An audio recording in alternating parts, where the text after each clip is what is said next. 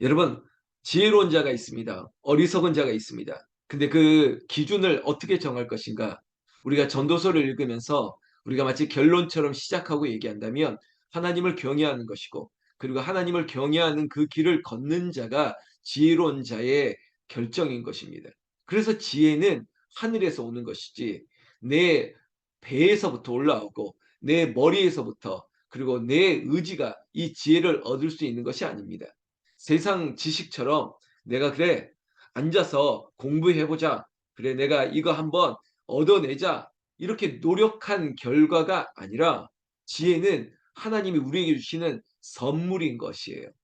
그래서 은사라고 말하는 것입니다. 내가 노력하지 않고 내가 수고하지 않았지만 하나님께서 나를 불쌍히 여기시는 거예요. 왜 그랬을까? 하나님 앞에 엎드리는 예배자의 삶을 살기 때문입니다. 그래서 오늘 요한복음 4장 말씀에도 여러분, 하나님께 영과 진리로 예배하는 것이에요.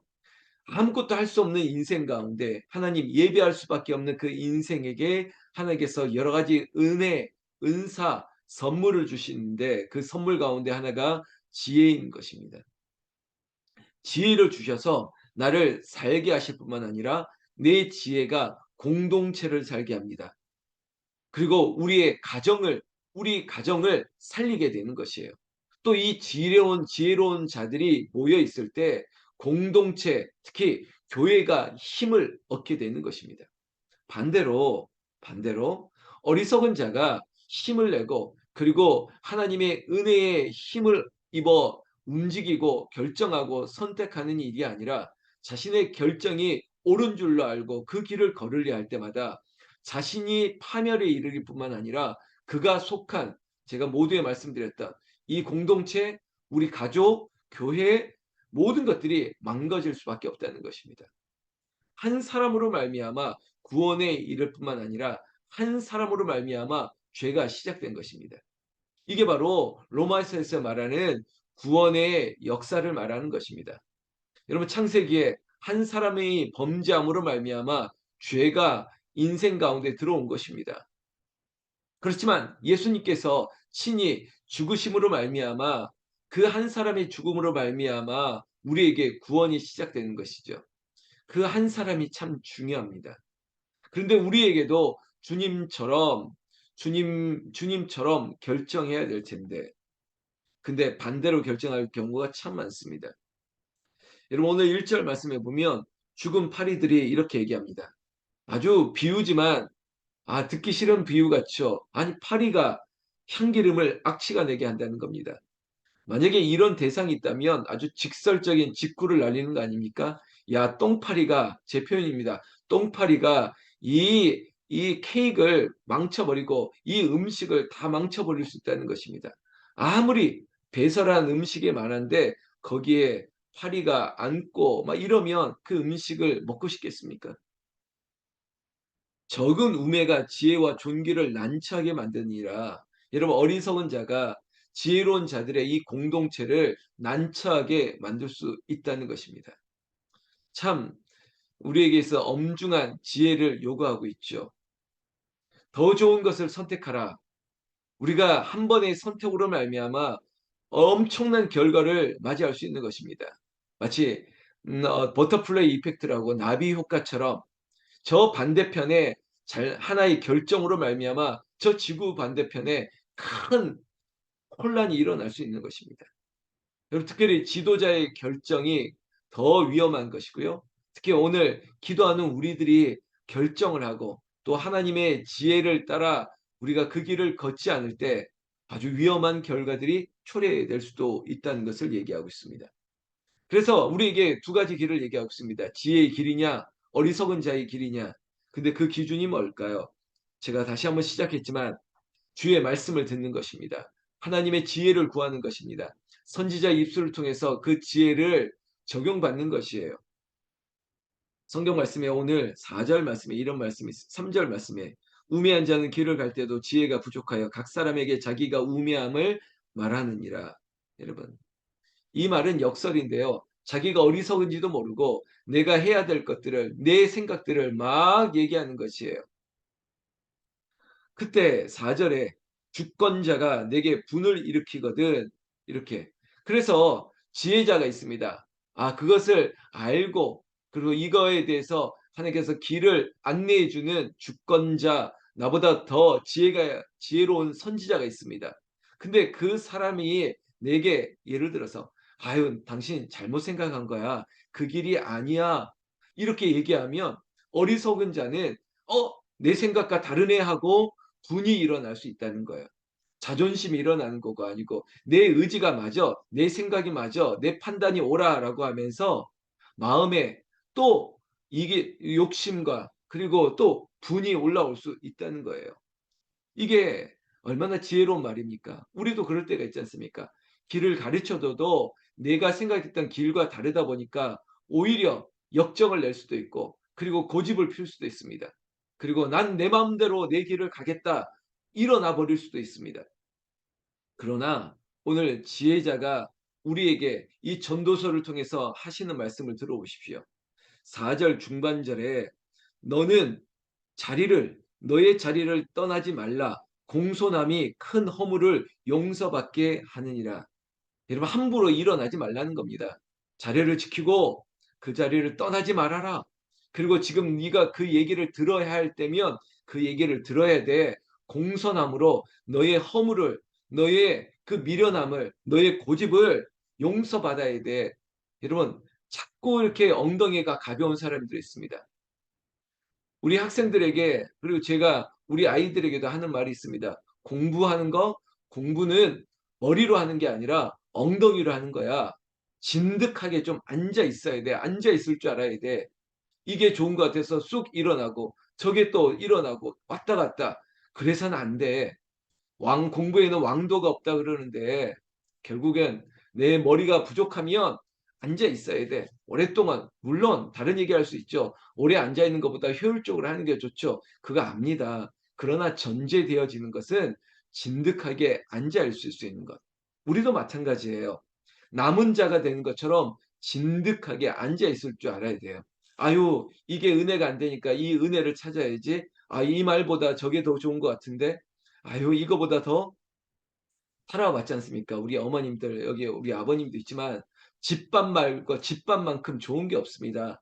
아무리 저게 좋은 것 같고 저게 좋은 것 같고 거기 가서 한 번은 맛있는 것 같지만 그 계속 가서 먹을 거 생각하면 끔찍하지 않습니까? 오래도록 먹을 수 있는 것은 그 자리를 지켜내면서 여러분 늘 먹던 밥 먹는 거예요. 그리고 그 먹으면서 나도 모르지만 내가 강건해지고 건강해지는 것을 누려야죠. 여러분 4절 말씀 꼭 기억하십시오. 누가 특히 목사가 말하는 게 아닌 것 같아도 "아니야. 나는 내 자리를 지켜야지." 이런 마음을 가지고 있어야 돼요. 그래서 제가 이런 맷집이라 그러잖아요. 이 한 대 맞았다고 삐치고 한 대 맞았다고 떠나고 막 이런 마음 갖지 말라고요. 맞아도 자리를 지키겠습니다. 우리 어머님들이 제가 사투리니까 뻗뜩하면 그러면 갑자기 짐 싸고 나가야겠다고. "아우 난 집 나가겠다고." 아이 뭐만 있으면 "난 나가 버리겠다고." 이렇게 해서는 안 되겠죠. 자리를 지키는 것입니다. 사랑하는 성도 여러분, 오늘 5절 말씀해 보면 이 어리석은 결정이 우리에게 어떠한 일들이 일어나느냐. 심지어 5 절은 이렇게 얘기하나요? "내가 해 아래에서 한 가지 재난을 보았다. 곧 주권자들에게 나오는 허물이라. 우매한 자가 크게 높은 지위들을 얻고 부자들이 나눠진 지위에 앉았도다." 여러분 이 주권자가 어리석다는 게 아니라 어리석은 자가 높은 지위에 올라가서 그 주권을 가지게 되면 이거 위험하다는 것입니다. 여러분 인정하시겠죠? 아무나 그 자리에 있어서는 안 된다는 겁니다. 함부로 내가 자격이 없으면서도 그걸 누리려고 해서도 안 되는 것입니다. 왜냐? 여러분 6-7절 말씀에 "또 내가 보았노니 종들은 말을 타고 고관들은 종들처럼 땅에 걸어 다닌도다." 여러분 우리가 이게 높고 낮음이지만은 우리가 그런 눈으로 '아이 저거는 좋은 일이고 이건 나쁜 일이고.' 생각할지 모르겠지만 그 모든 것들이 하나님의 판단 아래에 있기 때문에 '나는 높은 자야. 나는 자격이 있어. 나는 여기 있을 사람이 아니야.' 이런 말을 하는 게 아주 위험하다는 것입니다. 여러분 한순간의 선택이라니깐요. 저는 이 전도서를 읽으면서 특히 10 장을 보면서 그런 생각이 있습니다. 어리석은 선택도 있지만 자기가 아무 생각 없이 던져버리는 것들, 마치 동해안에 산불 크게 일어날 때 대부분의 원인이 뭐였습니까? 그냥 무심코 던진 담배 꽁초 하나가 큰 불을 일으켰습니다. 여러분, 어리석은 선택일 뿐만 아니라 생각 없이 했던 선택, 그리고 거꾸로 이런 거 가지고 무슨 일이 일어나겠어라고 하는 그런 아주 가볍게 생각하는 것. 그리고 또한 이것이 절대 그렇지 않습니다. 누군가가 얘기하면 내 생각이 맞아요라고 얘기하는 그런 판단까지. 이 모든 것들을 하나님께서 경계하고 있습니다. 여러분, 오늘 우리에게 지혜를 원합니다. 그래서 오늘 매일 성경의 제목도 지혜의 길과 우매의 길을, 이렇게 두 갈 길을 이렇게 갈래로 만들어 놨습니다. 우리는 어느 길로 가야 될 것이냐?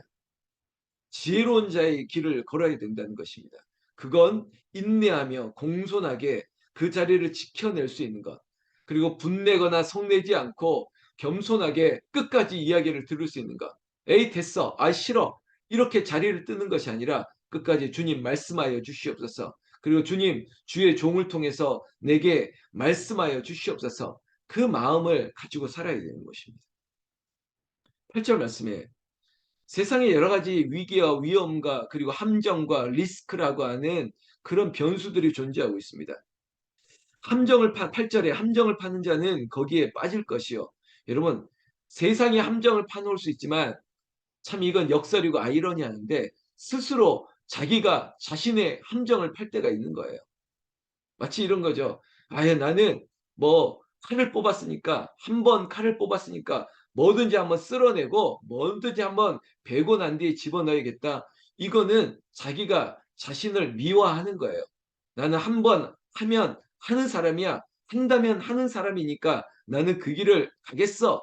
이런 고집도. 아니, 하나님이 몸 상하니까 조금만 더 있어. 아니, 그만해. 이렇게 멈추고 또 주의 종을 통해서 어떤 얘기를 들으면 멈춰야 되는데 아닙니다. 저는 40일을 금식하려면 끝을 봐야 되겠습니다. 이거 자기 만족이죠. 그만하라니까. 그리고 지금은 아니라니까. 멈추라 그러면 멈춰야 되는데 멈추지를 않는 거예요. 아니요. 내가 하나님을 위해서 한번 해보겠습니다. 하나님을 위해서 제가 한번 죽어보겠습니다. 이런 거. 근데 아버지가 말하잖아요. 그럴 필요 없다고. 지금은 네 몸이 중요한 거야. 이렇게 말하면 멈춰야 되는데 여러분, 이게 어리석은 거예요. 여러분, 이러한 것뿐만 아니라 우리에게 많은 여러 가지 변수들이 있는데 그것들을 이겨낼 수 있는 것은 뭐냐? 맡겨드리는 거예요. 맡겨드리는 거예요. 그 맡겨드림과 동시에 내가 할 수 있는 것이 있다면 딱 하나, 깨어 기도하면서 기다릴 줄 알아야 되는 것입니다. 여기에 이제 남성들이 없지만 그 군대에 가서 가장 중요한 의무 중에 하나가 여러분 경계의 의무입니다. 경계. 다시 말해서 보초 쓰고 초병 지키는 거죠.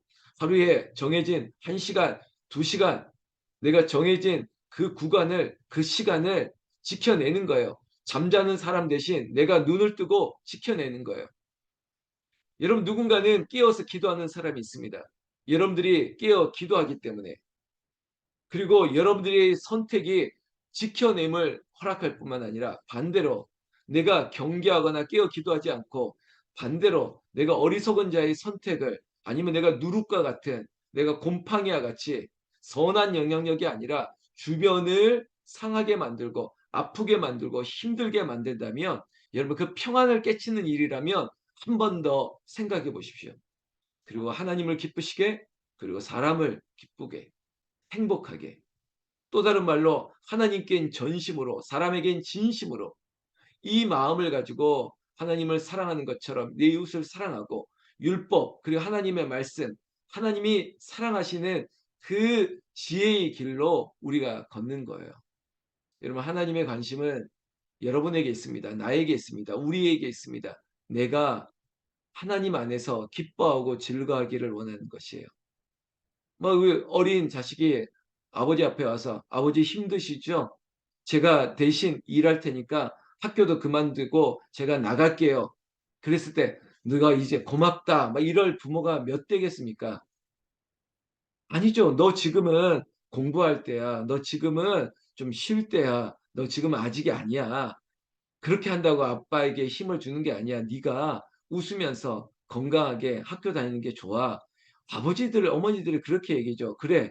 네가 이제는 철이 들었구나. 나가라. 그래 돈 벌어 와라. 돈 벌어서 우리 살림에 보태고 생활비에 보탰으면 좋겠다." 누가 그렇게 처음부터 얘기하겠습니까?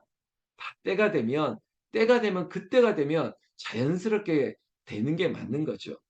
여러분 지혜의 길을 걸으십시오. 어리석은 자의 길이 아니라 지혜로운 자의 길을 걷고 그 길에서 하나님과 늘 기뻐하는 정말 부모님과 자식들 간에 아버지와 어머니, 아버지와 아들, 딸과 뭐 아들, 뭐 어머니와 뭐 딸, 뭐 이런 모든 관계 속에서 그런 자연스러운 기쁨이 지혜가 넘치기를 나는 우리 주 예수님의 이름으로 축원합니다. 축원합니다.